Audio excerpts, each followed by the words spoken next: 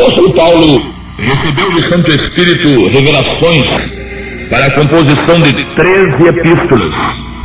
Discute-se muito, como sua, a autoria da carta aos Hebreus.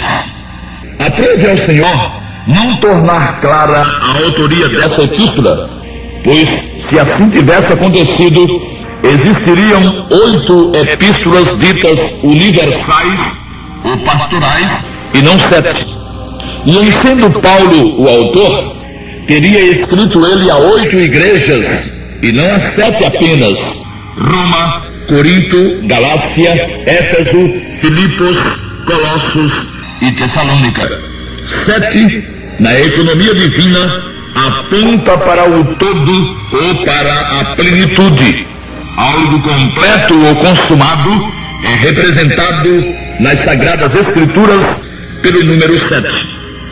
7 também foram as igrejas da Ásia, a quem ou às quais o Senhor Jesus escreveu através do apóstolo João. Apocalipse 1, 4 e 11. Nas 13 epístolas escritas pelo apóstolo Paulo estão a base do Evangelho e suas abrangências. As outras 8, as 7 pastorais, Tiago, Judas, 2 de Pedro e 3 de João, e mais a anônima aos Hebreus, complementam tais ensinos quanto às recomendações pastorais, admoestações e advertências. Mas no que diz respeito às doutrinas da salvação, perdão, justificação, adoção, imputação, reconciliação, redenção e santificação, foi dado ao apóstolo Paulo o privilégio de receber as mais sublimes revelações. Sua capacidade intelectual, aliada ao seu profundo amor pela verdade, e mais sua disposição de servir ou inservir ao Deus de Israel, seu Deus, fizeram-no ser aquilo em que ele se tornou, o mais iluminado dos remidos. E o mais iluminado dos remidos deu-nos a exata dimensão da obra salvadora, fruto do sacrifício do Senhor Jesus. Não fala bem de Jesus quem dele fala sem saber exatamente aquilo que ele realizou. A muitos parece que ele nasceu para que houvesse Natal e morreu para que existisse a chamada Semana da Paixão. Para estes, a importância do Senhor Jesus resume-se às luzinhas piscando e às velas queimando. Natal e Semana Santa são fantasias jamais mencionadas em qualquer escrito neotestamentário. E sabe-se que o Novo Testamento foi composto durante cerca de 50 anos, indo até o final do primeiro século. Aprove a Deus que, através do Santo Espírito e tendo como instrumento o apóstolo Paulo, principalmente, as mais profundas verdades que a humanidade já conheceu estivessem contidas no Novo Testamento. Além disso, o livro de Atos conta mais de 30 anos da história da igreja em seu início. Quer dizer, houve tempo suficiente para que o Natal e a Semana Santa fossem mencionados, se por acaso existissem. Houve tempo suficiente para que isso acontecesse nas epístolas e no livro dos Atos. Silêncio absoluto, mesmo 100 anos após o nascimento do Senhor e mais de 60 anos após sua morte. Silêncio absoluto. O que aprove a Deus revelar e o que o Santo Espírito revelou, tendo por instrumento principal o apóstolo Paulo, foram as mais extraordinárias verdades que mente alguma seria capaz de imaginar, dando conta da perfeita obra salvadora e do alcance das consequências do preciosíssimo sangue de Jesus. Nas 21 cartas do Novo Testamento está tudo o que o Senhor Deus pretendia que nós, remidos, conhecêssemos.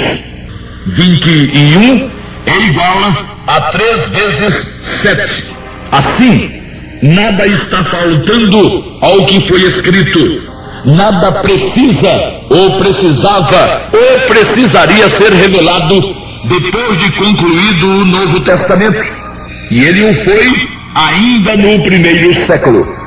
Quem quiser acreditar em revelações fora da palavra de Deus, e é só palavra de Deus, o que consta dos 70 livros das Sagradas Escrituras, acredite e depois se arranje com a justiça do Altíssimo por ter considerado insuficiente o que ele deu através do Santo Espírito estando escrito.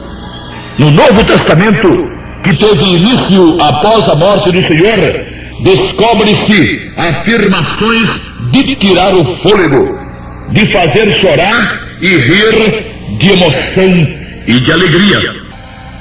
Aos Colossenses, por exemplo, falando sobre a ação do Pai, nos que invocaram o nome do Senhor Jesus, disse e escreveu o apóstolo Paulo, o qual nos tirou da potestade das trevas e nos transportou para o reino do Filho do seu amor, em quem temos a redenção pelo seu sangue, a saber, a remissão dos pecados.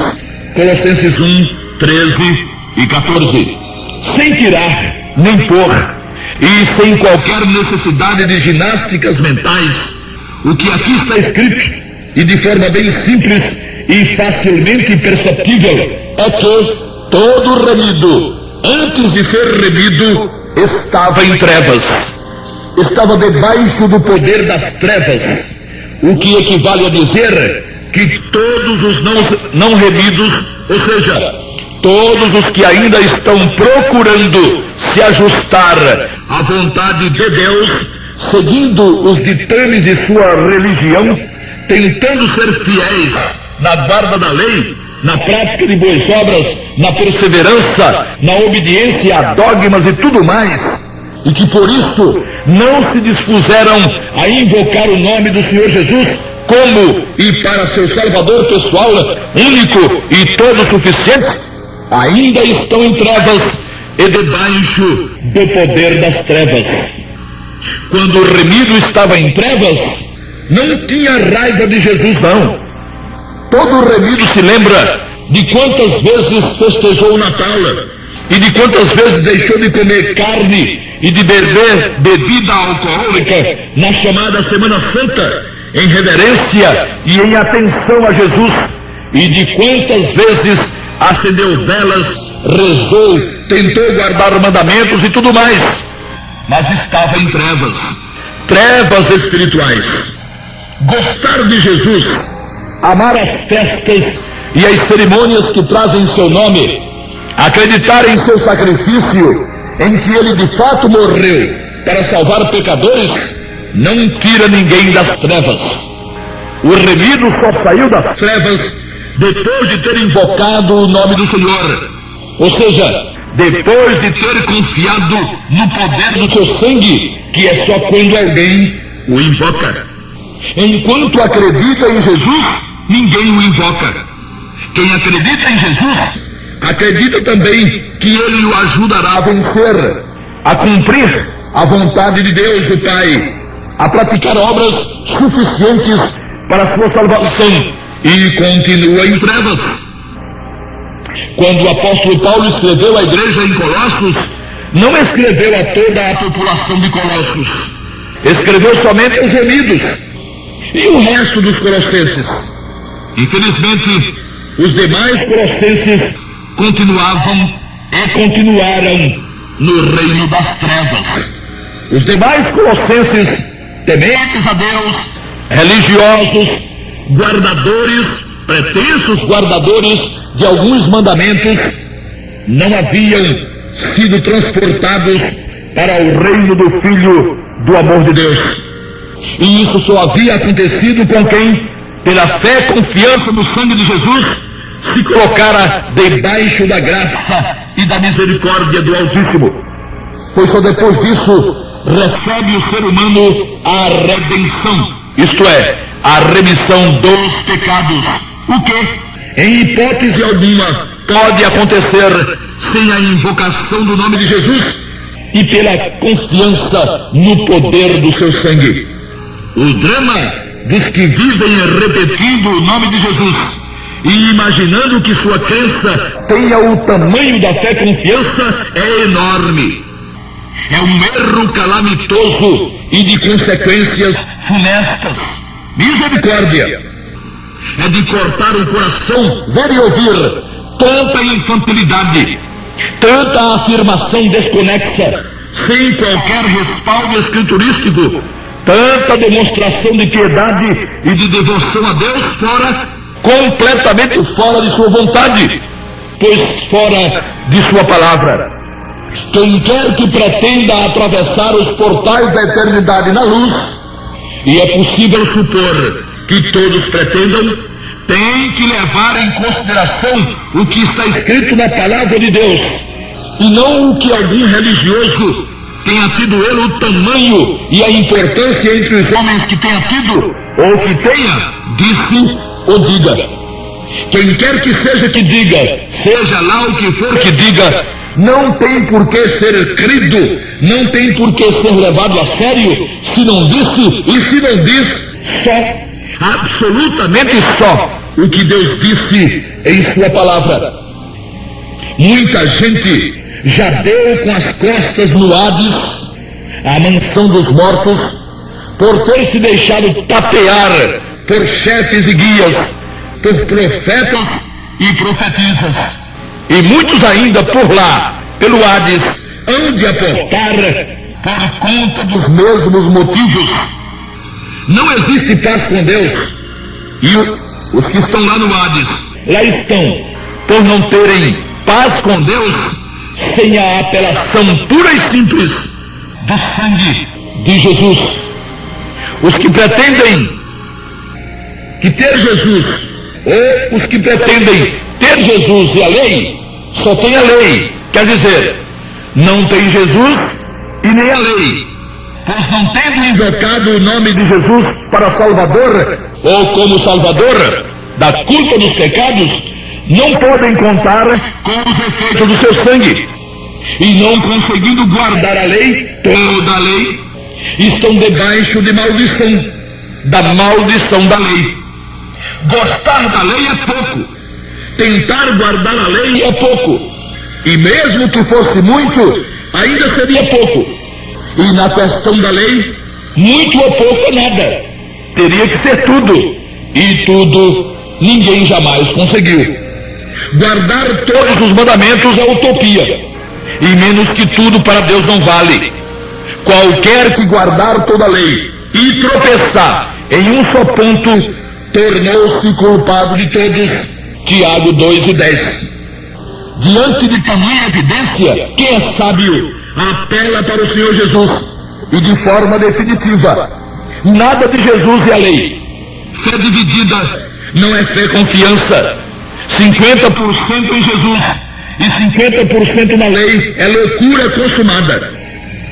Os que pretendem ter Jesus e Maria, só tem Maria. Quer dizer, não tem Jesus e nem Maria.